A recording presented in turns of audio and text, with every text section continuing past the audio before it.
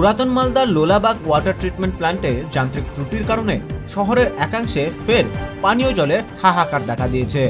শহরের দ্বিতীয় জনের 6টি ওয়ার্ডে পানীয় জল অমিল বলে অভিযোগ করেছেন বাসিন্দারা।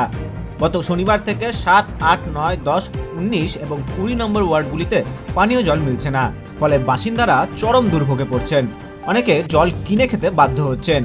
বাড়ির রান্নার কাজে অনেকে নদীর জল ব্যবহার করছেন, কেউ বা পার্শ্ববর্তী এলাকার সাবমার্সিবল পাম্প থেকে জল নিয়ে দৈনন্দিন জীবনের চাহিদা মেটাচ্ছেন। তবে রাতের মধ্যেই পরিস্থিতি স্বাভাবিক হবে বলে পুর প্রশাসনের কর্তারা জানিয়েছেন। পৌরসভার এক্সিকিউটিভ অফিসার শুভ্র দাস জানান, আপাতকালীন সমস্যা মেটাতে বিভিন্ন এলাকায় ওয়াটার ট্যাঙ্ক পাঠিয়ে জলের সমস্যা কিছুটা মেটানো হয়েছে। জল নাই, সার্কল জল জল করে একেবারে বাড়ির আশপাশে তো জল নাই। মার্শাল আছে, কিভাবে জল খাচ্ছেন? খাচ্ছি ওই যে মার্শালের জল নিয়ে আর কিনে নিয়ে আসছে জল, সেই জল আমরা খাচ্ছি, ব্যবহার করছি। কি নাম আপনার? কল্পনা পাল। কি সমস্যা হয়েছে আমরা বলতে পারবো না। কালকে সকালে জল দিয়েছে, তারপর থেকে যে আজকে সকাল দুপুর রাত্রি সব পার হয়ে গেল, এখন অব্দি জলের কোনো খোঁজ নাই। জলের খুবই সমস্যা। খাওয়ার জল নাই, সেগুলো বাদ দিয়ে খাওয়ার জলও তো নাই। এখন কিভাবে আপনারা ই করছেন?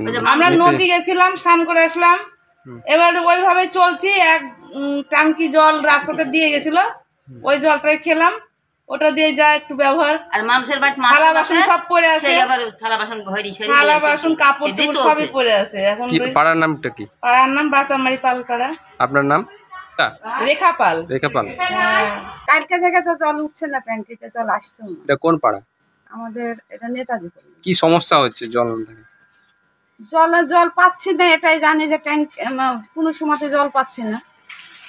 আচ্ছা, এই আপনারা কিভাবে তাহলে এখন আছেন গতকাল থেকে বিনা জলে? বাড়ি পাচ্ছে মার্শাল আছে, মার্শালে ওদের কাছে চেয়ে নিতে হচ্ছে জল, যে মার্শাল ছাড়ছে তখন নিয়ে আসছে। কি নাম আপনার? আমার নাম শিবানী সাহা। পুরাতন মালদা থেকে সিদ্ধার্থ শঙ্কর সরকারের রিপোর্ট, উত্তরবঙ্গ সংবাদ।